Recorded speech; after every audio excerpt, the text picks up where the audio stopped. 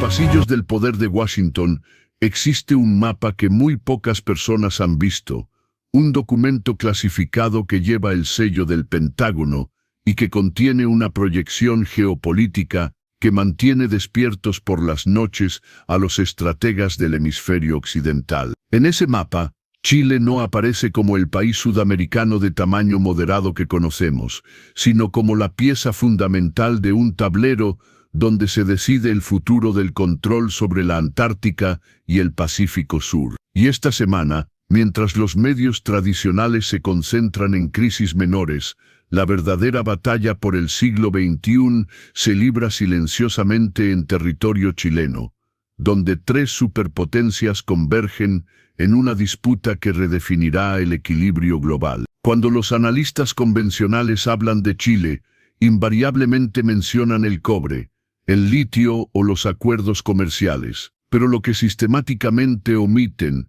lo que deliberadamente ocultan bajo capas de análisis superficial, es que Chile controla algo mucho más valioso que cualquier mineral.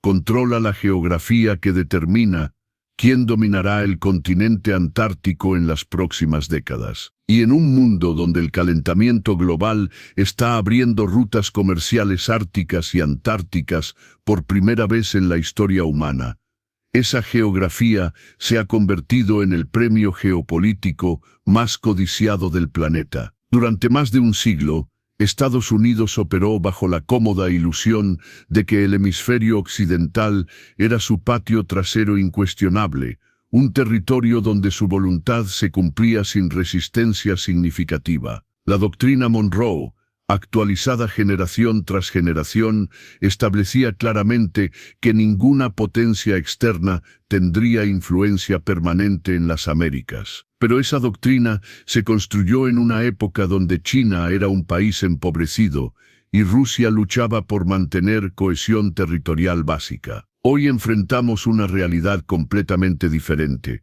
una realidad donde potencias emergentes han identificado a Chile no como un país periférico sin importancia estratégica, sino como la puerta de entrada hacia la última frontera geopolítica del planeta. Expectación total en la llegada al país del nuevo embajador de Estados Unidos en Chile, Brandon Judd. No hablo con fluidez. Velará por los intereses de la potencia norteamericana e intentará fortalecer las relaciones con nuestra nación, pero su primera conferencia será recordada por estos comentarios. Estaba muy decepcionado de lo que dijo el presidente Boric. El embajador se refería a las reiteradas críticas que hizo el mandatario contra Donald Trump en podios internacionales. El presidente de los Estados Unidos en la última Asamblea General de la ONU dijo que la crisis climática no existe, y eso es mentira. Esas cosas lo que hace es dañar al pueblo chileno, los perjudica en las distintas negociaciones que están en curso. Los dichos del embajador hicieron que la moneda reaccionara. La Cancillería entregó una nota de protesta por el tenor de estas declaraciones. Son inapropiadas y son desafortunadas. Lamentamos mucho esta situación porque vemos a Estados Unidos como un país amigo. Pero la ofensiva no para. El presidente Boric publicó en Instagram una crítica a la estrategia de Donald Trump de vigilar a países que apoyen el aborto, la eutanasia y la diversidad. Chile, y bajo el liderazgo del presidente Boric, ha tenido una política de autonomía estratégica, de no subordinarse a los intereses de las grandes potencias. El presidente Boric permanentemente en relaciones internacionales y en particular con Estados Unidos ha privilegiado sus intereses políticos personales. Pero esta conferencia de prensa tuvo más. Estaba esperando esa pregunta. Se le consultó si un eventual gobierno de José Antonio Kast podría facilitar los acuerdos entre Estados Unidos y Chile. Trabajaremos con cualquier presidente que el pueblo chileno elija, pero ciertamente habrá un gobierno con el que será más fácil trabajar. Hay un tipo de gobierno que nosotros sentimos que será mejor para el pueblo chileno, mejor contra la delincuencia y mejor para los negocios.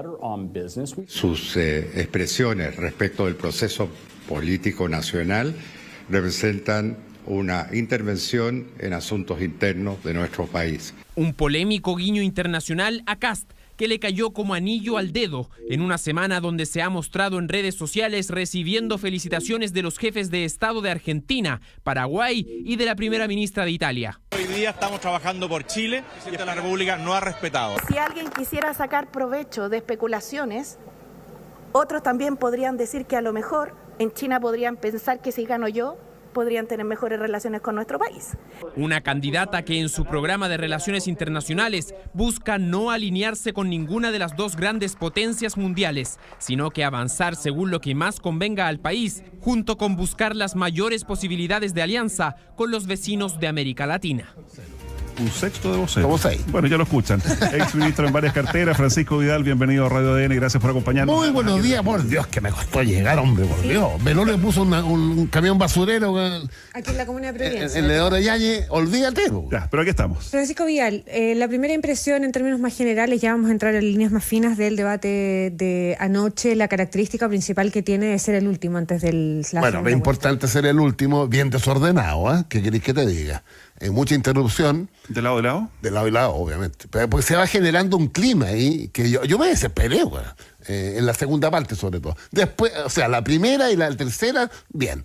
Ahora, con todo, para nuestros auditores, cada uno tiene su opinión, ¿no? Hay cosas que quedaron relativamente más claras. ¿Cómo qué?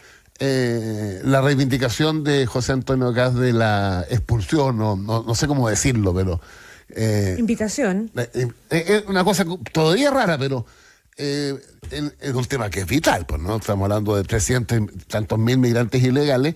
Jara, mi candidata, dice empadronamiento. ¿Estamos? Y Kast continúa con el tema de la expulsión. Yo les voy a decir algo, auditores, yo fui ministro de Interior. 300.000 personas, es literalmente imposible sacarla. Imposible.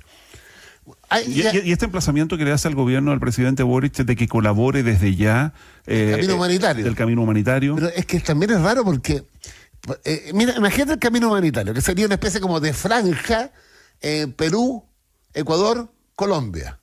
Mira la situación de Perú. La situación de Perú, el presidente 24 veces interino, no cerró la frontera, literalmente. Entonces, claro... Es una posibilidad, pero tan inviable en materia de migración del migrante ilegal. Yo creo que ahí quedó clara la diferencia. ¿Estamos? O sea, clara la diferencia en el sentido que alguien, Yanet Jara, te dice empadronamiento. Además, se me había olvidado que yo conversando con Kaiser en los programas de radio... Ella inicialmente, en todo caso, habló de una regularización acotada. Claro, porque regularización... Yo creo que... Mira, hay que hablar... ¿Es lo mismo? Sí. Bueno, yo siempre he sido partidario del empadronamiento porque lo otro es inviable. ¿Sabes qué es lo que me preocupa? Que sea una nueva frustración de la ciudadanía. ¿Sabes por qué? Porque efectivamente, yo he hecho harto terreno, la gallasta no quiere más. Y mientras más popular el sitio, no quiere más con los venezolanos. Entonces, si tú le dices, ¿sabes qué más? No se preocupe, que mañana van a estar en Lima. Y como eso es imposible, sería, ¿sabéis qué más? Una nueva frustración. Ya, ¿y en qué deriva esa nueva frustración? En rabia. ¿Y esa rabia? No, yo creo que, es entre rabia, me voy para la casa, no creo nada en nadie. Porque finalmente nosotros, los militantes de partido político, yo siempre lo digo, ¿tú sabes en qué grado de confianza tenemos? 2%. Francisco Vidal... ¿El Parlamento sabe cuánto? 4%. ¿Ese fue el punto más débil de José Antonio Kast?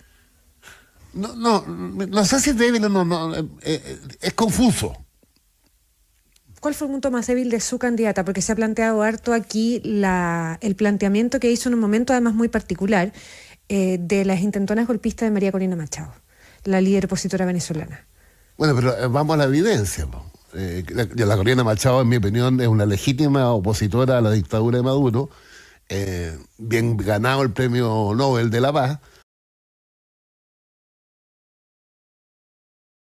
Pero ella de repente ha oscilado. Estuvo, ¿no? ¿Cómo se llama el compadre que se tomó los puentes? ¿Se acuerdan? Lo vimos en la tele. Un golpe. Hubo un intento de golpe. Ahora yo no sé si ella estuvo participando. Por lo tanto, al no saber, es un error decir... Yo hubiera preferido no pronunciarme sobre eso. Ahora, ojo, las palabras de Yanet Jara sobre Maduro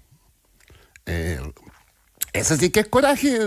Hay que sacarlo del poder, entre otras cosas. Bueno. Por la vía diplomática y exactamente. el sistema internacional. Piensen, por ejemplo, esta es una desvinculación política con el Partido Comunista. Ya, ahora, entre aciertos y errores de ambos candidatos, ¿lo de anoche fue un empate entonces?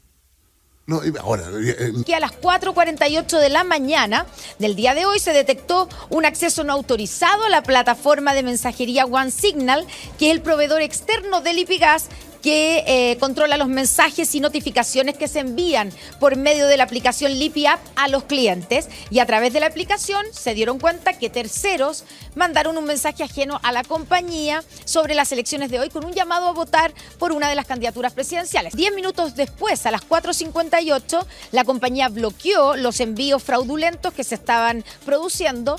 A las 5:15, 17 minutos después, bloqueó un nuevo envío, y a las 6 de la mañana previno otros envíos que podrían haberse generado. Bueno, los mensajes dicen que alcanzaron a ser recibidos por el 10% de los clientes de la empresa.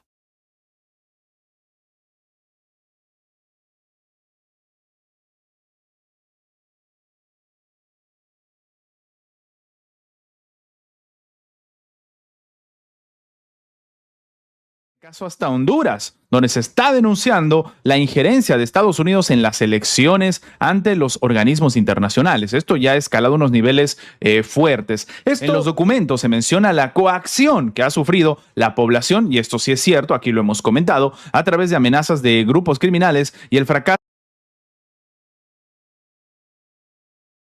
del sistema de transmisión y divulgación de resultados electorales. De hecho, el propio Donald Trump, muy campante, salía frente a la prensa a decir quién quería él que gane las elecciones, que no tenía ningún tipo de problema, y que más bien si ganaba el otro, que se preocupen porque hasta aranceles les iban a caer. Así que previamente la Comisión Permanente del Congreso de Honduras declaró que se niega a validar el proceso electoral en el país. Esto, ¿qué pasaría si les digo que a pesar de los esfuerzos de Argentina, a pesar de los esfuerzos de Ecuador, el gobierno estadounidense, Donald Trump, acaba de exigir que se designe a Perú como el aliado principal de la OTAN? Esto ha sido anunciado incluso por el canciller. Pero, ¿qué tiene que ver esto? ¿Y por qué países que se supone están trabajando mucho más de cerca con Estados Unidos, como es el caso de Ecuador o de Argentina, no han sido designados para este nivel? Donald Trump entra en pánico porque lo vayan a juzgar por crímenes de guerra. Así es, mis hermanos, así como lo escuches. Y no es una invención que tenga yo, una percepción, no es un clickbait. No, mira, te voy a mostrar. Aquí lo estás viendo. Es información de Reuters, esta agencia de noticias que seguramente tú ya conoces, y dice que es una exclusiva. Y ve la fecha ahí, 10 de diciembre. Esto acaba de salir. Estados Unidos amenaza a la Corte Internacional imponerle nuevas sanciones a la CPI, que ahí, bueno, en inglés es la ICC, pero es la Corte Penal Internacional, mis hermanos, a menos que la Corte se comprometa a no procesar a Donald Trump. Tómala, eso es lo que dice.